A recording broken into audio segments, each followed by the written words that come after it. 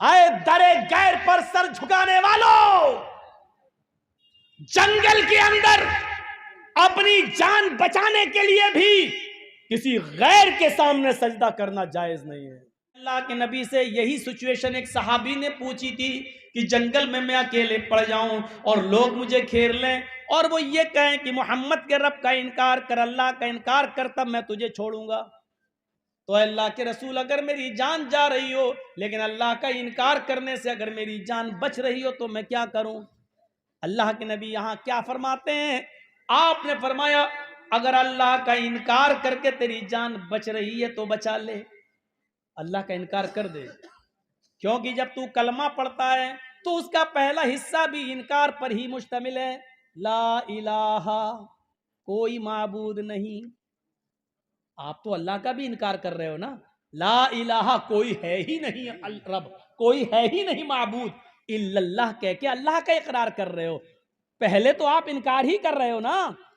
पहले इनकार, ला इलाहा इल्लल्लाह, ला इलाहा, कोई है ही नहीं, अल्लाह का भी इनकार, बाद में कह रहे हो इल्लल्लाह। तो अगर अल्लाह का इनकार करने से तेरी जान बच रही है तो बचा ले। जब वो तुझे छोड़ दें, घर पे आ जाए तो फिर इल्लल्लाह कह देना, यानी अल्लाह के अलावा कोई फर्क नहीं पड़ेगा, तुम्हारी जान बच जाए तो ऐसा कर सकते हो। अल्लाह का इनकार करके तेरी जान बच रही है तो बचा लो। उसने मसला बदल दिया।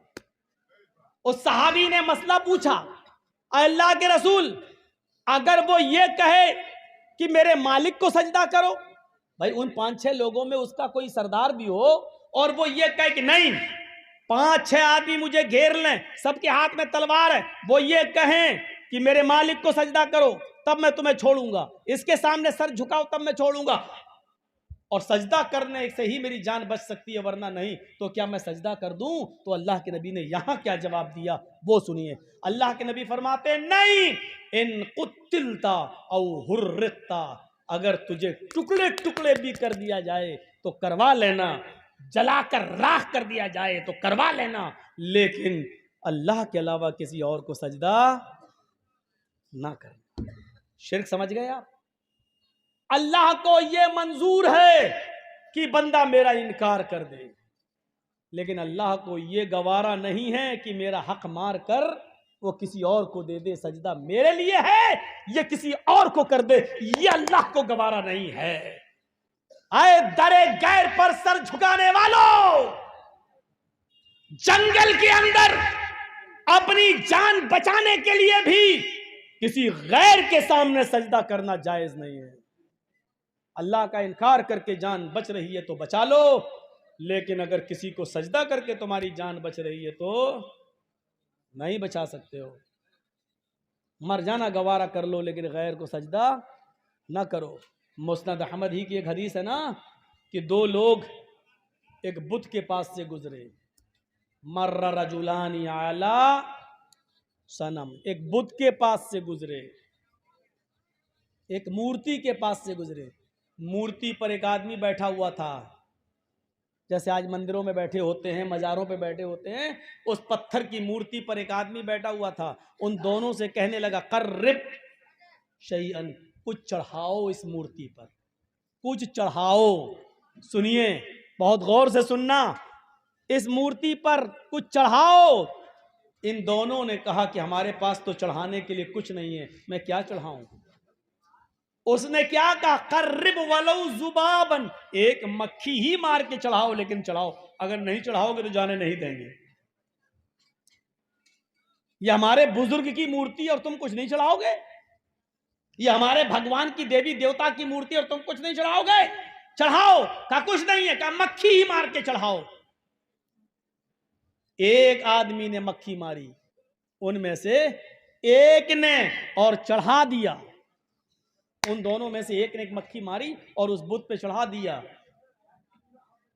फखल्लौ सबीला, उन लोगों ने इसका रास्ता छोड़ दिया, जाओ, तुमने मक्खी मार के चढ़ा दी, तुम जाओ, तुम्हारी जान हमने बख्श दी। दूसरे से कहा तुम भी चढ़ाओ।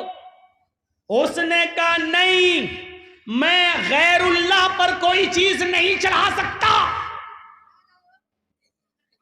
हदीस के अल्फाज हैं, फ़क़तलूहु, उस मूर्ति पर बैठे हुए लोगों ने मिलकर इसको मार डाला।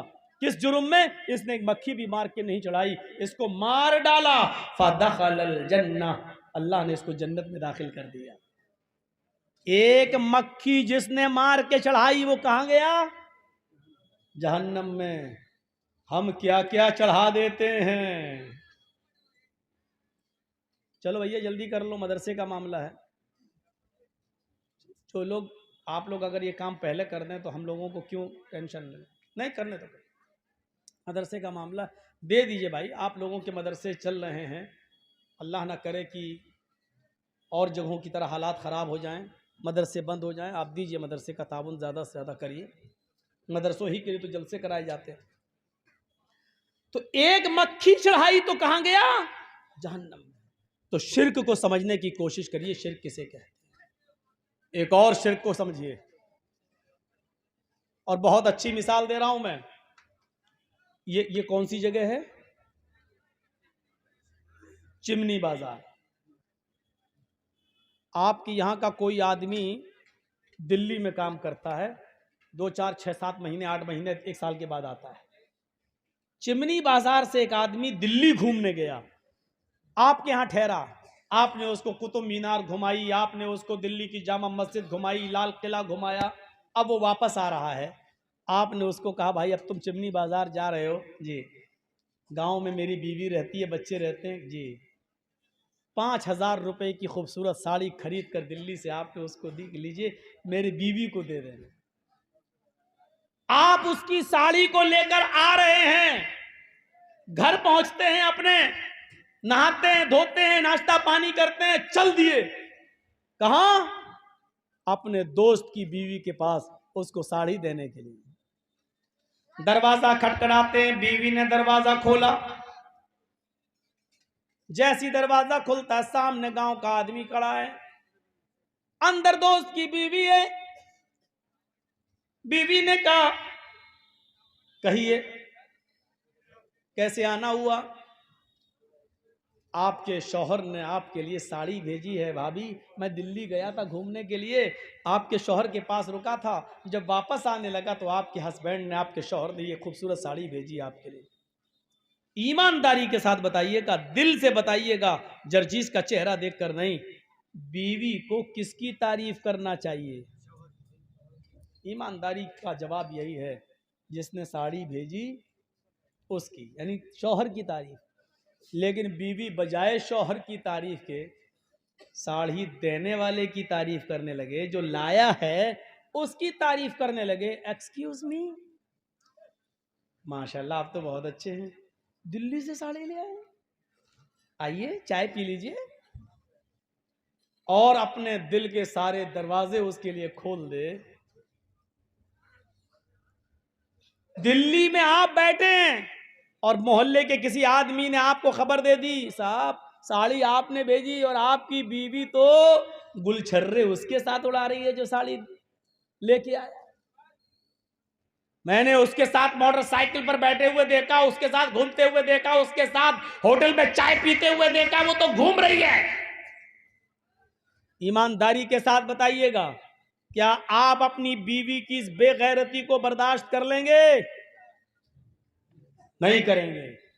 दिल की आवाज यही है कि आप अपनी बीवी की इस बेगैरती को बर्दाश्त नहीं करेंगे।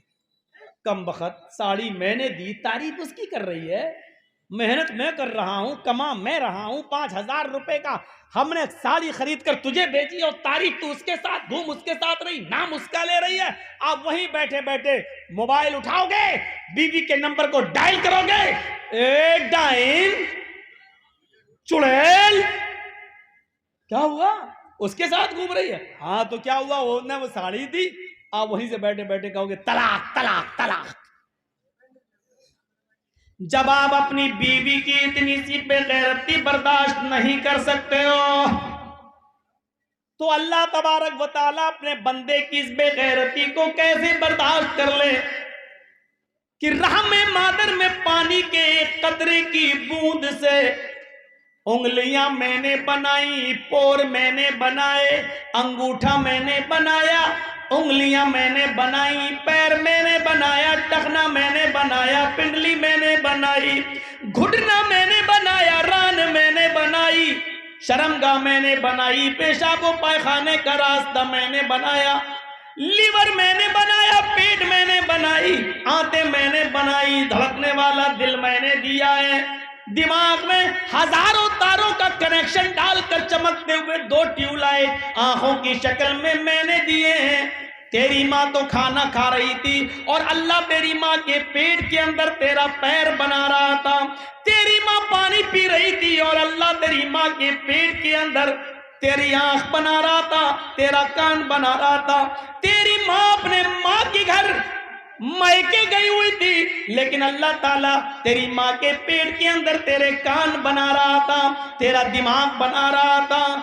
सारी कारीगरी पेट के अंदर मैंने की, लड़का लड़की मैंने बनाया। हाँ हाँ, तेरे दुनिया में आने से पहले हवा मैंने पहले पैदा कर दी, तेरे दुनिया में आने से पहले मैंने पानी पहले से मौजूद कर दिया, तेरे दुनिया में आने से पहले तेरी माँ की पिस्तान में हमने दूध पहले से भर दिया। सब कुछ मैंने किया। आए मेरे बंदे, जब तू अपने माँ के पेट से बाहर आया, तेरे बाप ने नाम दूसरे का ले लिया है। जब दुनिया से मैं तूने आंखें खोली, ये सारे काम मैंने किए। जब पैदा हुआ, बाहर आया, आंखें खोली तो नाम ले दिया।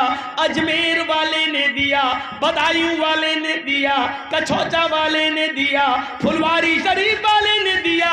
मेरे भाइयों, अल्लाह इस बेगैरती को कैसे बर्दाश्त करेगा, जबकि सारी चीजें मैंने की हैं। अयहसबुल इंसानु अय्युतरक सुदा अलम यकुन नुतफतम मिम्मन युमना सुम्मा काना अलकतन फखलक फसव्वा फजअल मिनहु ज़ौजैन अज़्ज़कर वल उन्सा अलैसा ज़ालिका बिक़ादिरिन अला अन युह्यिल मौता। ओ मेरे बंदे, बना सब अगर दुरुस्त मैंने किया।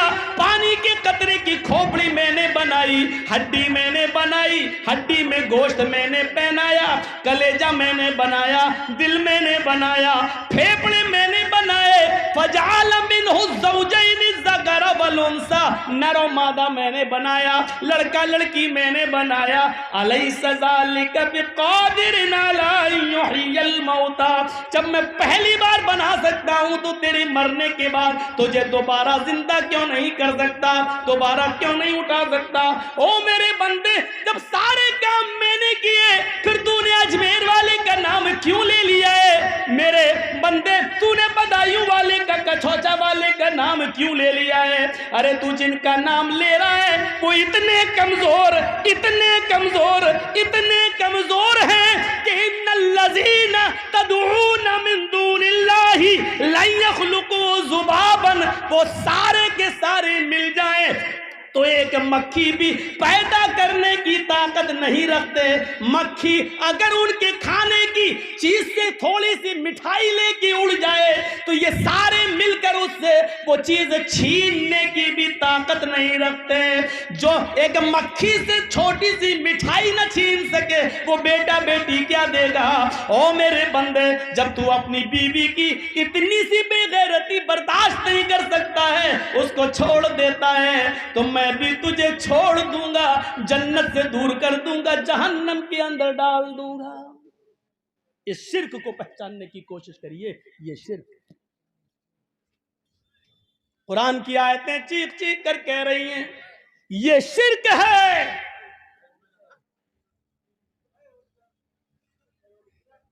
हमको पहचानने की जरूरत है। ला तुशरिक बिल्लाही, तुम शिर्क मत करना। इन कुतिलता, चाहे तुम्हें कत्ल कर दिया जाए, और हुर्रिकता, या तुम्हें जला कर राख कर दिया जाए, जल जाना गवारा कर लेना। और जाहिर बात है, अच्छा आप देख लीजिए ये क्या चीज है।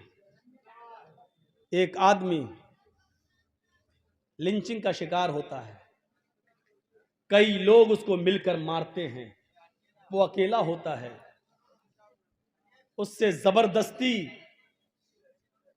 नारे दूसरे लगवाए जाते हैं, वो अपने सामने मौत को देख रहा है, हाथ बंधे हैं, रोता जरूर है, लेकिन ऐसे मौके पर भी जितने मुस्लिम लोगों की लिंचिंग हुई, मारे गए हैं, आपने देखा होगा किसी ने मौत के डर से, आपने ये जरूर देखा होगा कि किसी ने शिर्क नहीं किया होगा, यानी अल्लाह का इनकार नहीं किया होगा, या नबी को गाली नहीं दी होगी। ये हो सकता है कि जबरदस्ती मार पड़ रही हो, जय श्री राम बोल रहा हो, जय श्री राम, वंदे मातरम, भारत माता की जय, ये सब बोल सकता है, बोल रहा है, लेकिन कभी आपने ये नहीं देखा होगा कि किसी ने अल्लाह को गाली दी हो या उसने मोहम्मद रसूलुल्लाह को गाली दी। कहा इन कुतिल तहुर्रिकता, अगर शिर्क कराने पर मजबूर किया जाए तो कत्ल हो जाना, लेकिन शिर्क मत करना। और एक बात बता दूं आपको, इसका ताल्लुक ईमान की ताकत से है।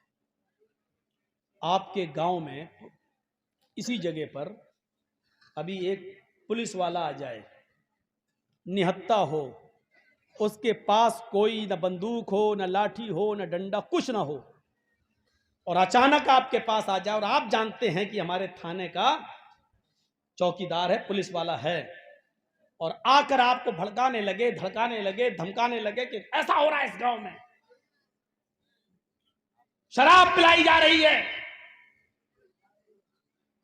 जुआ खेला जा रहा है, अकेला पुलिस वाला पूरे गांव को धमकाता है, डराता है, जबकि उसके पास न पिस्टल है, न बंदूक है, न राइफल है, न डंडा है, और पूरा का पूरा गांव उस एक पुलिस वाले के सामने भीगी बिल्ली बना है। क्यों? उसकी सुन रहा है, क्यों? उसके सामने सब खामोश हैं, वजह क्या है? क्यों? उसकी सिर्फ वजह यह है क्योंकि आप जानते हैं कि पुलिस वाला अकेला नहीं है, तन्हा है जरूर, लेकिन वो सरकारी ड्यूटी पर है और गवर्नमेंट उसके साथ है। इस कौन? एक बच्ची है अंगूरी खातून, घर है उसका फसिया, बाप का नाम खालिक, गुम है ना? स्टेज पे है, जिसकी हो वो देख ले जाए, और नहीं तो हम ले जाएंगे। इधर आओ। जब बच्चे खोते हैं तो हमको हंसी भी आती है और दुख भी होता है, दोनों काम। किसकी है भाई? तेरी अम्मा आई है?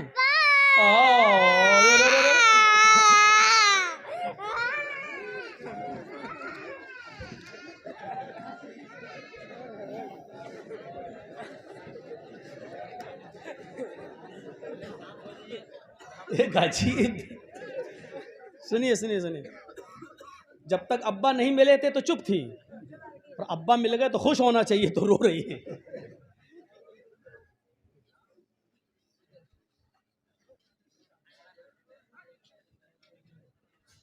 वैसे हिम्मत को सलाम देना चाहिए, ना बाप को फिक्र है ना माँ को फिक्र है। बाप बेचारे जर्जिस को सुन रहे हैं, अम्मी बेचारी जलेबी खरीद रही होंगी मार्केट में, तकरीर थोड़ी उर्दू समझ में नहीं आ रही होगी, बंगला समझने वाले लोग उर्दू क्या समझे, जा रही होंगी चूड़ी उड़ी खरीद रही होंगी। अरे बच्चा माँ या बाप में किसी एक के साथ तो होना चाहिए ना, तो बाप को भी परवाह नहीं, माँ को भी परवाह नहीं। चलिए मिल गई है, वो तो हमें मालूम था कि किसी जलसे में खोई थोड़ी, आज तक खोई नहीं है, खोई है लेकिन मिल सब गए। ऐसा सुनने में नहीं आया है कि खो गई हो फिर वो उसका ना बाप मिला हो ना माँ मिला, ऐसा हुआ ही नहीं 20 साल से। तो ये तो उम्मीद थी कि मिल ही जाएगी, बाप मिल जाएगा या माँ मिल जाएगी। हाँ तो सुनिए मेरे भाइयों, क्या कह रहा था, किसी को याद है?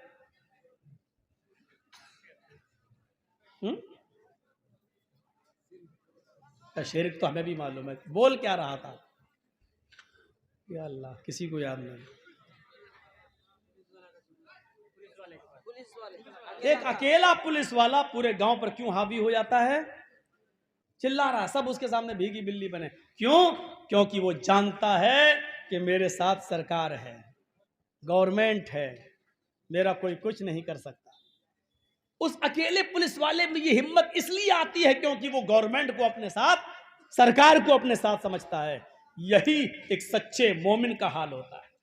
करो लिंचिंग, करो कत्ल, एक नहीं 50 आदमी मिलके उसको मारो, बांध के मारो, वो किसी के सामने दहलता नहीं है, डरता नहीं है, हिम्मत नहीं हारता है, अकेले मुकाबला करता है, बंधा है तो मार खाता है, क्योंकि उसके पास ये, वो जानता है कि अगरचे मैं अकेला हूं, कमजोर हूं, लेकिन मेरे पास ईमान की ताकत है, मेरे पास इस्लाम की ताकत है, मेरे पास तौहीद की ताकत है। इसलिए ये ईमान की ताकत, ये तौहीद की दावत उसको इतना मजबूत कर देती है कि वो 50 लोगों की मार के आगे भी झुकता नहीं है, और वो यही कहता है, ला इलाहा इल्लल्लाह, ला इलाहा इल्लल्लाह। सुमैया से पूछो क्या था उसके सामने, सुमैया रजी अल्लाह तआला अन्हा से पूछो। इधर बेटा बंधा है, इधर शौहर बंधा है, इधर सुमैया का हाथ पीछे से बांध दिया है, कपड़े फाड़ के बरहना और नंगा कर दिया है, नेजा उठाया। अबू जहल कहता, सुमैया मोहम्मद के रब को छोड़ती है या नहीं छोड़ती है? कहती है हरगिज नहीं, ये नेजा मार दूंगा। और उसने मारा। अबू जहल अकेला नहीं था, उसके साथ पूरी फौज थी। सुमैया अकेले तन्हे तन्हा, उसने नेजा लिया, सुमैया की शर्मगाह में वो नेजा दाखिल कर दिया, यहां से मारा, उस तरफ पार कर दिया, इस शर्मगाह में डाला, उस शर्मगाह से निकाल दिया। और इसके बावजूद सुमैया क्या कह रही है, या सब्बित कदबैया अला दीनिक या अरहमर राहिमीन, आए अरहमुर राहिमीन, आए अल्लाह मेरे कदम को अपने दीन पर साबित रखना, मेरा कदम फिसल ना जाए, मेरा दीन मुझसे छूट ना जाए। गौर कीजिए, सुमैया, अबू जहल, अबू लहब और उनके सारे दुश्मनों के सामने अकेले हैं, हाथ बंधे हैं, अंदामे निहानी में नेजा दाखिल कर दिया गया। वो ना अबू जहल से डर रही है, ना नेजे से डर रही है, ना तलवार का खौफ है, न पूरे अबू जहल के फौज और उसके कौम और उसके साथियों का डर है। ये कौन सी चीज है जो सुमैया को पहाड़ की चट्टान बनाकर खड़ा किया हुआ है? और सुमैया के दिल में किसी का खौफ नहीं है, उसकी लिंचिंग हो रही है लेकिन सुमैया किसी से डर नहीं रही है। ये वही ईमान की ताकत है। जैसे एक पुलिस वाला पूरी कौम के सामने डांटता है, पूरी कौम को चिल्लाता है, उसको डराता है क्योंकि वो जानता है कि गवर्नमेंट हमारे साथ है, ऐसे ही एक सुमैया जानती है कि ईमान हमारे साथ है, इस्लाम हमारे साथ है, अल्लाह हमारे साथ है। और ईमान की ताकत जब किसी के अंदर आ जाती है तो वो फिर किसी से नहीं डरता। हर मुसलमान जो यहाँ बैठा है वो गौर करे कि उसके अंदर कितना ईमान है। हमारे ईमान तो 2 GB नेट में बिक जाते हैं।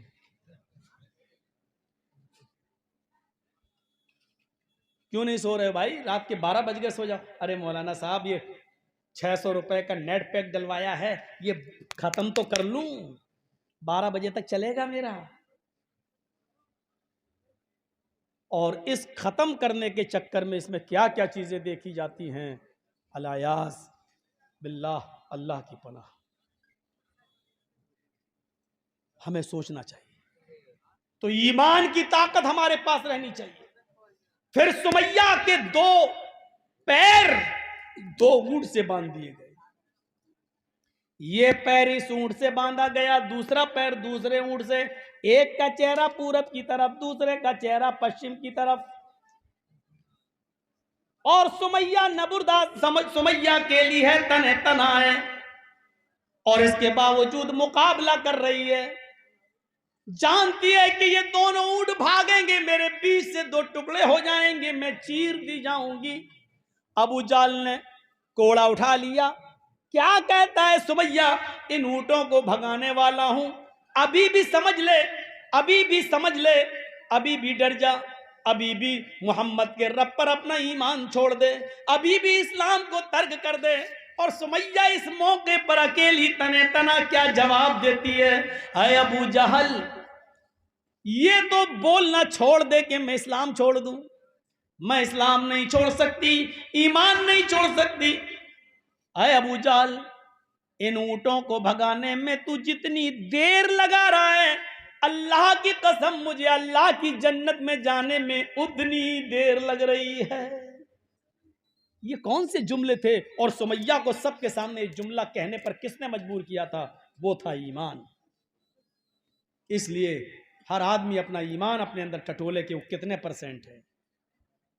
शादी के मौके पर एक मोटरसाइकिल की डिमांड करके अपने ईमान का जनाजा निकालने वाले ये बेचारे ये उम्मीद रखेंगे कि अल्लाह की ताकत, ईमान की ताकत हमारे पास है।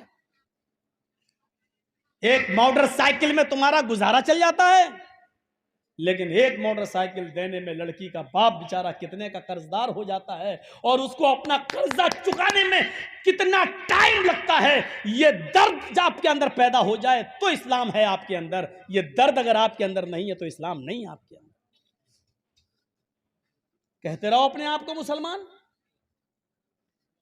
इस भारत में कितने लोग हैं जो अपने आप को राम भक्त कहते हैं, जबकि राम के नाम को बेचने वाले और राम की इज्जत और असमत को लुटाने वाले वही लोग हैं।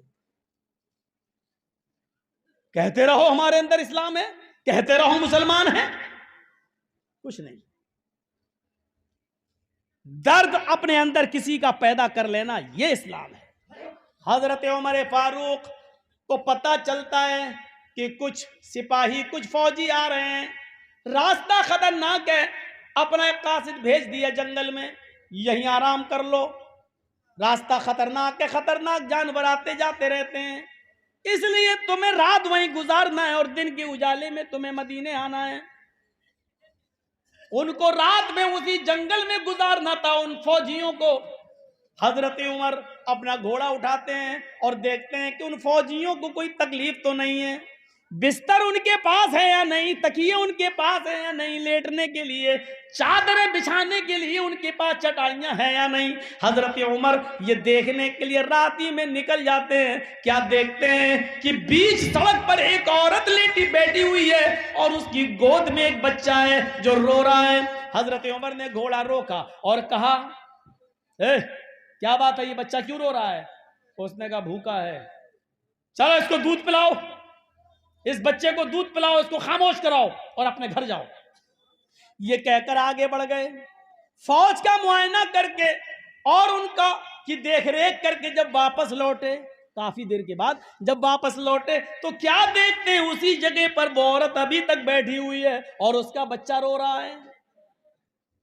हजरत उमर घोड़े से उतरे, उस औरत के पास गए और कहा, बड़ी निर्दयी माँ हो, बड़ी बेरहम माँ हो, अभी तक बच्चे को रुला रही हो, तुम्हारी पिस्तानों में क्या दूध नहीं है जो इस बच्चे को पिलाकर खामोश कर सको और अपने घर जा सको?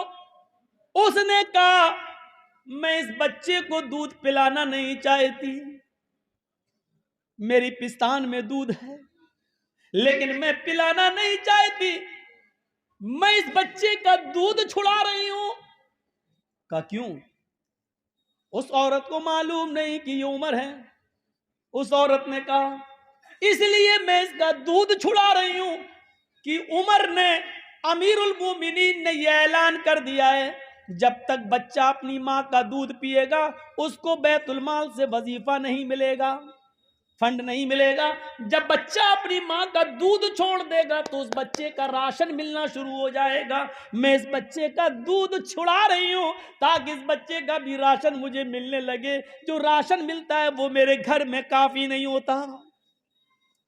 हजरत उमर फारूक की आंखों में आंसू आ गए, नजरें आसमान पे डाली और कहा, उमर तू कितना बड़ा जालिम है, तूने ये कानून क्यों बनाया है कि जब तक बच्चा अपनी मां का दूध न छोड़ दे तब तक उसको वजीफा नहीं मिलेगा। इस कानून के बाद फिर कोई औरत अपने बच्चे को दूध ही नहीं पिलाएगी। जब मां का दूध ही नहीं मिलेगा तो बच्चे में मां की मोहब्बत कैसे पैदा होगी? आपने उसी दिन ये कानून खत्म कर दिया। रहम दिल हो तो कानून वापस लेने में कोई आर महसूस नहीं करता है। मेरा इशारा समझ रहे होंगे अच्छी तरीके से। अब हम खुलकर नहीं बोलेंगे, मुझे इन यूट्यूबर चैनल वालों ने मजबूर कर दिया है। अल्लाह की कसम, जितना इन चैनल वालों ने मुझे रुलाया है, मुझे उतना किसी गवर्नमेंट ने भी आज तक नहीं रुलाया है। परसों तक की तकरीर को काट काट कर इस तरीके से डाला है कि इंडिया टीवी मुझे परसों से नंगा कर रहा है, दिखा दिखा कर ये की तकरीर नंगा कर रहा है। मैं बहुत जल्दी ये कानून बनाने वाला हूं, जिसको भी अगर मुझसे तारीख लेना है, टाइम लेना है, तो इन चैनल वालों पर रोक लगाना होगी। मैं किसी एक को भी अपने तकरीर में घुसने नहीं दूंगा। अगर ये शर्त मंजूर है तो आप हमें बुलाइए आगे। हमें भी अपने आप को सेफ रखना है, हमें भी अपने आप को बचाना है। मेरे भाई, जो जितना इन चैनल वालों ने मुझे रुलाया है, अल्लाह की कसम मुझे मेरे दुश्मनों ने उतना नहीं रुलाया। कह के वो चीख चीख के मैं थक गया कि योगी और मोदी के साथ मेरी पिक्चर मत बनाओ, लेकिन बना रहे हैं। मैं कह के थक गया, मेरी तस्वीर के साथ किसी लड़की की तस्वीर मत जोड़ो, थक गया कह के। लेकिन इनके चैनलों ने एडिट कर करके वही दी। इनको पैसा चाहिए, पैसा। इनको किसी की इज्जत प्यारी नहीं है। परसों से मुझे इंडिया टीवी वाला नंगा कर रहा है, और अभी तक आज भी उसने नंगा किया है। उसने यही बिहार और बंगाल का माहौल बनाकर यूपी में हिंदू मुस्लिम एक कर रहा है, हिंदू मुस्लिम का षड्यंत्र रच रहा है। वो चाहता है कि मौलवी जर्जिस के भड़काऊ बयान को यहां पर इस तरीके से पेश करें कि सारे हिंदू भाइयों को एक कर दें। लेकिन ये कमीने वही दे रहे हैं जिससे हम रोक रहे हैं, जिससे हम मना कर रहे हैं, ये वही चीज दे रहे हैं बार बार काट काट कर। ये सुन लीजिए, अब तक जो प्रोग्राम मैं दे चुका हूं वो तो मैं करूंगा ही, लेकिन अब नया प्रोग्राम जो भी लेगा इस शर्त के साथ ले कि कोई भी यूट्यूबर वाला हमारे जलसे में नहीं आएगा। उसके बाद ही हम तारीख फिक्स करेंगे। अगर ये शर्त मंजूर नहीं है तो आप किसी और को बुलाइए और अपना जलसा कीजिए। मेरे भाइयों, हमें भी अपने आप को बचाना है। हम भी किसी माँ के बेटे हैं, हमारा बाप भी हार्ट का मरीज है। वो जब ये सब बातें और खबरें सुनते हैं तो उनको भी हार्ट ब्लड प्रेशर बढ़ जाता है। मेरे भाइयों, मुझे सबको देखना है, मुझे उनको भी देखना है। इन यूट्यूबर वालों ने मुझे जितना रुलाया है, मैं अल्लाह की कसम खा के कहता हूं उतना किसी ने नहीं। इसके बावजूद भी अगर गैरत तुम्हारी नहीं जागती है तो मैं समझता हूं कि तुम्हारी तरबियत में कमी है। तुम्हारे बाप ने और तुम्हारी मां ने तुम्हें तरबियत नहीं दी है, मैं यही समझूंगा। तुम्हारे पास दर्द नहीं है मां का, तुम्हारे पास दर्द नहीं है किसी बाप का। तुम नहीं समझते हो, तुम्हें बस पैसा चाहिए, दौलत चाहिए, पैसा चाहिए, किसी भी तरीके से आए एडिट करके तुम दे। मैंने कहा ना तकरीर में कि मेरे पास कुछ लोग आए और मुझसे कहने लगे या तो मेरी पार्टी में आ जाओ या दूसरी में। इस चीज को मैंने मना कर रहा हूं कि देखिए सियासी चीजें मत डालिए। इसी चीज को इन्होंने अपने चैनलों पे डाला और इसी चीज को उछाल रहा है वो इंडिया टीवी वाला, और दिखा रहा है पूरे हिंदुस्तान में, देखो ये मौलवी क्या कह रहा है, इस मौलवी ने देखो क्या कहा है। आ गया अखिलेश का प्रचार करने के लिए, आ गया है योगी और मोदी का डर दिखा रहा है मुसलमानों के दिलों में इस तरीके से। और अभी हम ये जो बोल रहे हैं ना, देखिएगा ये जुमले भी आ जाएंगे। आप ये जुमले जो हम बोल रहे हैं ना, इसको भी एडिट करके डाल दिया जाएगा कि मौलाना जर्जिस ये बोले हैं, जबकि इन जुमलों से मैं और परेशान हो जाऊंगा, और परेशान हो जाऊंगा। लेकिन बोलना इसलिए पड़ रहा है कि तुम्हारी खोपड़ी में बैठ जाए, लेकिन नहीं बैठ रहा तुम्हारी खोपड़ी। मैं बिहार में और इंडिया टीवी दिल्ली में खबरें दिखा रहा, आज भी दिखाई हो, और घर से मेरी मां का फोन आया, रो रही है मेरी मां कि बेटा अब मैं जेल में जाता हुआ तुझे नहीं देख सकती। मां मां होती है, मां मां होती है। ये मेरी मां की आंखों में जो आंसू आए हैं यूट्यूबर वालों, ये तुम्हारी वजह से आए हैं। अगर मेरी मां की आंख से एक भी आंसू गिरा तो मैं तुम्हें जिंदगी भर माफ नहीं करूंगा। मैं जानता हूं कितनी परेशानियों से मेरी मां ने मुझे पढ़ाया है और इस मकाम तक मैं पहुंचा हूं। अल्लाह तबारक व तआला ने मेरी मां के जरिए मुझे इस मकाम तक पहुंचाया है। तुम उस मां को रुला रहे हो, लगता है तुम किसी मां के बेटे नहीं हो। जिन चीजों से तुम्हें रोक रहा हूं तुम वही चीजें डाल रहे हो, वही चीजें डाल रहे हो। नफरत हो रही है मुझे तुमसे। इस वक्त मेरी खोपड़ी में इंसान हूं, ऐसा लग रहा है कि सबको उठा के यहीं से धराशायी कर दूं, तोड़ दूं सारे मोबाइल। इस वक्त मुझे ऐसा लग रहा है, यह महसूस हो रहा है मुझे। अल्लाह तुम्हें हिदायत दे, अल्लाह तुम्हारी खोपड़ियों में अक्ल सलीम पैदा करे।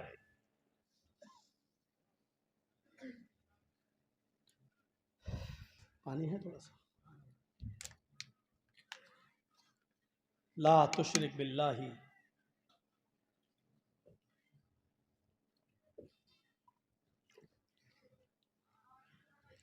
शैअन कुतिलता हुर्रिकता। अल्लाह के साथ किसी को शरीक मत करो, चाहे तुम्हें कत्ल कर दिया जाए या जला दिया जाए। पहली चीज हम तो सोच रहे थे 5 बता देंगे, लेकिन पहली में इतना वक्त लग गया। वला तउकन्न वालिदैक। दूसरी चीज, और अपने माँ बाप की नाफरमानी कभी मत करना। लो, माँ बाप का दर्द हमें था, बोल भी रहा था और हदीस भी आ गई। वला तउकन्न वालिदैक व इन अमराकन तखरुज मिन अहलिका व मालिक। अपने माँ बाप की कभी नाफरमानी मत कर। ए भैया अब बैठ जाओ, अब किसी को जो उठे बगल वाला उसको जबरदस्ती बिठा दे।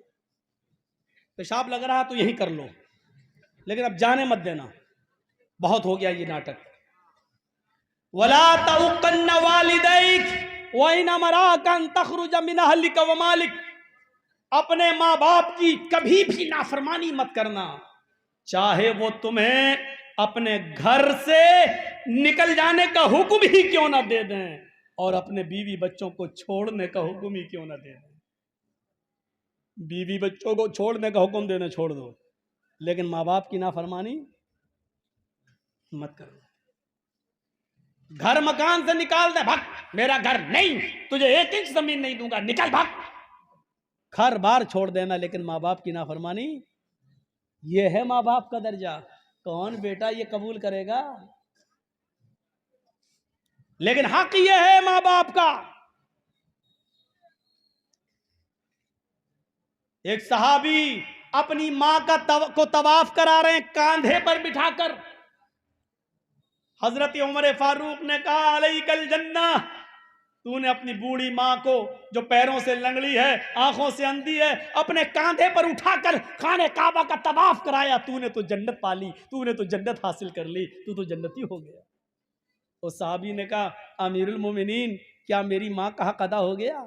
यानी अंधी है, लंगड़ी है, और मैं इसको अपने कांधे पर उठाकर तवाफ करा रहा हूं, पेशाब पायखाना करती है तो मैं ही इसका पेशाब और पायखाना धोता हूं, गंदगी को मैं साफ करता हूं। क्या अभी भी मैंने अपनी माँ का हक अदा नहीं किया? क्या मेरी माँ का हक अदा हो गया? क्या फरमाया हजरत उमर ने? तूने जन्नत तो कमा ली, लेकिन माँ का हक अदा नहीं हुआ।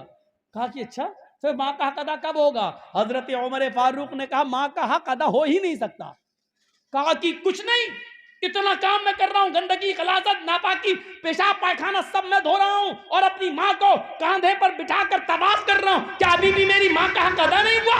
हजरत उमर ने कहा नहीं, जब वो तुझे पैदा कर रही थी, जब वो तुझे अपने पेट से जन रही थी और वो चीख रही थी दर्द की वजह से, उसके मुंह से जो पहली चीख निकली थी दर्द की वजह से, तुझे पैदा करते हुए दर्द ज़े होता है हर औरत को बच्चे की पैदाइश पर, तो जो वो दर्द हो रहा था और उस दर्द में तेरी माँ जो चीखी थी, पहली चीख उसके मुंह से निकली थी, अभी तो तूने अपनी माँ की उस पहली आह का भी हक अदा नहीं किया।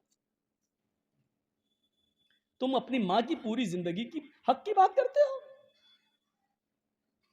नहीं किया।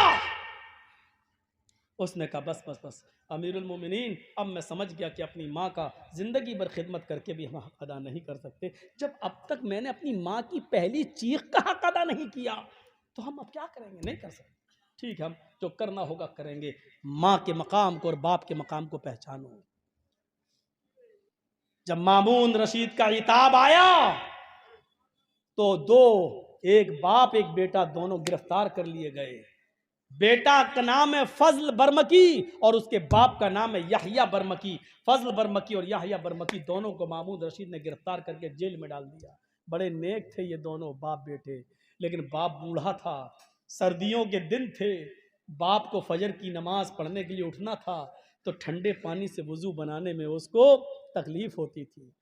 जेल में गर्म पानी का कोई इंतजाम नहीं था, तो जेल के अंदर बेटे ने सोचा कि मैं अपने बाप को गर्म पानी कैसे दूं।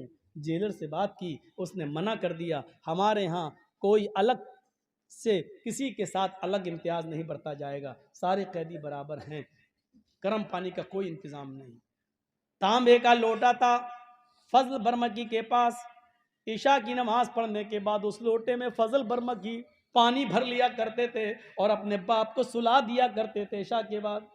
फिर उस पानी के तांबे के लोटे में जो पानी भरा होता था, उस पानी के लोटे को, उस तांबे के लोटे को अपने पेट से लगा लिया करते थे, ताकि पेट की गर्मी से रात भर ये लगा रहेगा तो सुबह तक कुछ तो पानी में गर्मी आ जाएगी, थोड़ी ही बहुत सही, कुछ तो गर्मी आ जाएगी। जब फजर की आजान की आवाज आती थी तब फजल बर्मा की उस पेट से गर्म किए हुए पानी को उठाते थे और अपने अब्बू से कहते थे जल्दी से वुजू बना लो। गौर कीजिए, अपने बाप के लिए वुजू का पानी, गर्म पानी देने के लिए रात भर वो जागा करते थे कि कदरे गर्म पानी हो जाए थोड़ा बहुत ही सही, लेकिन मेरे बाप को तकलीफ ना होने पाए। बाप का इस तरीके से उन्होंने हक अदा किया। और सच तो यह है कि इतना कुछ करने के बावजूद भी बाप का हक अदा नहीं हुआ।